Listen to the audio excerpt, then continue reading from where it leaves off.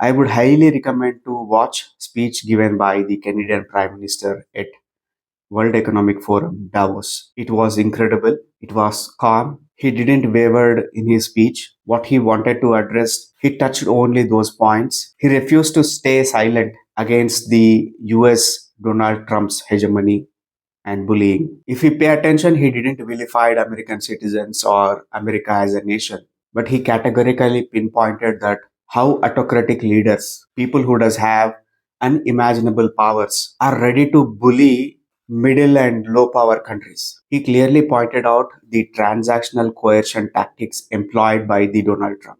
He refused to accept the humiliation, the treatment of subordination, and he was not an unpractical person. He did acknowledge it that middle countries do lack the military might, the technological advancement, or the weaponry. But at the end of the day, they do have a choice to refuse to bend the knee, to accept what it is being thrown at their face, to accept the harassment, to accept the constant humiliation. People do have a choice.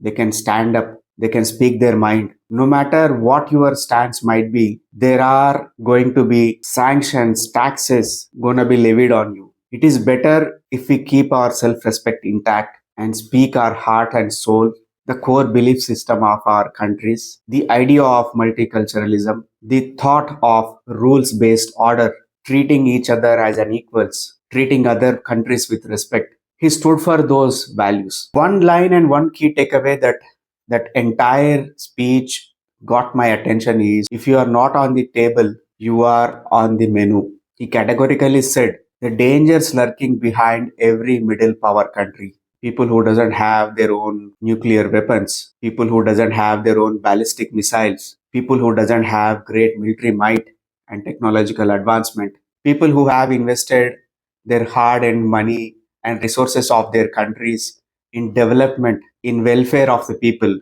not on the military side, not on the defense side. He categorically mentioned in an undertone people like those are on their own.